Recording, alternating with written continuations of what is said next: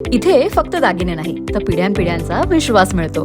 परंपरेची झळाळी आणि विश्वासाची खात्री. कैलास अडगावकर ज्वेलर्स, दत्त मंदिर बस स्टॉप, नाशिक रोड.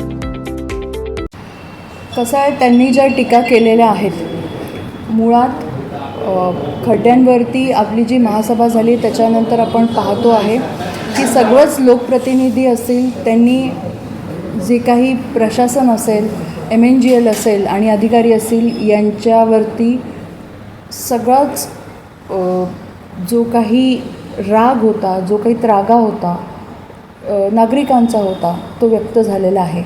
आणि यानंतर आपण बघितलेलं असेल की सगळ्यांना नोटिसा देण्यात आला. आपण MNGLचे जे अधिकारी आहेत त्यांना देखील MNGLला पाठवून तिथे सस्पेन्शन ऑर्डर करायला सांगितले की असे नाकर्ते अधिकारी मुळात आम्हाला इथे नको आहे अशा एजन्सींचे, आणि त्यांना एक अल्टिमेटम आपण सर्व केलं.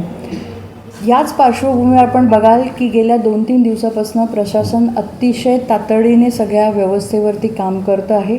मग ते कुठेही असलं तर तिथे स्वतः जाऊन 2-3 वाजेपर्यंत तुम्ही बघा 24 आवर्स आपलं काम चालू आहे. आणि आता खरं असं वाटतं आहे की सगळेजणं उतरून कामाला लागलेले आहेत. हे बरोबर आहे की आदित्य ठाकरे साहेब आले, त्यांनी बघितलं आणि 4 तासाचा जो दौरा होता तो आटोपशीर घेतला आणि त्यांनी नाराजी व्यक्त केली आणि ते गेले. आम्हाला तर असं अपेक्षित होतं की ते, आम्ही सर्व इथे होतो, आम्हालाही त्यांचं आदरातिथ्य करू दिलं असतं. महापौर आहे, उपमहापौर आहे आणि अधिकारी देखील इथे उपस्थित होते. पण अशी काही चर्चा न करताच ते फक्त स्वतःच्या नगरसेवकांना भेटलेत आणि इथून त्यांनी प्रस्थान केलं आहे. मला असं वाटतं की येत्या काळात आम्हीच त्यांची भेट घ्यायला जाऊ. कुंभमेळा आहे त्यामुळे सगळ्यांना आमंत्रित करायचंच आहे. त्याचबरोबर येणाऱ्या काळामध्ये आपण बघाल की ह्या 2 ते 3 महिन्यात आपल्या सगळ्यांना माहिती आहे की कुंभमेळ्याची ही जी कामं आहेत ती अगदी युद्धपातळीवर सुरू होती. आणलेलं होता पण पाऊस प्रचंड पडला. एकीकडे पाण्याची गरज देखील होती. पण हे होत असताना जी काही रस्त्यांची चाळणी झाली त्यामध्ये ऑल्टरनेटिव्ह रस्ते आपण सुरू केले आणि काही कॉलनी रोड्स त्याच्याने अफेक्ट झाले आणि त्या कॉलनी रोड्स करता देखील आपण सन्माननीय मुख्यमंत्र्यांचा पाठपुरावा केला आणि त्यांनी त्याच्यासाठी ग्रीन सिग्नल दिला. गेल्या महासभेत आपण DPRला मंजुरी देखील दिलेली आहे आणि सर्व लोकप्रतिनिधी आता कॉलनी रस्त्यांचं पूर्ण त्यांचे जेवढी रिक्वायरमेंट आहे ती आपल्याकडे सबमिट करते आहे. खरं तर उबाठाने अशा पद्धतीने जे काही आंदोलन आज केलं आहे, आम्हाला आनंद वाटला असता की आमच्याबरोबर येऊन नाशिककर म्हणून त्यांनी जर भूमिका बजावली असती आणि कामं करून त्यांच्या प्रभागामध्ये देखील दाखवले असते, तर एकत्रित होऊन काम करण्याची ही संधी खरं तर आहे.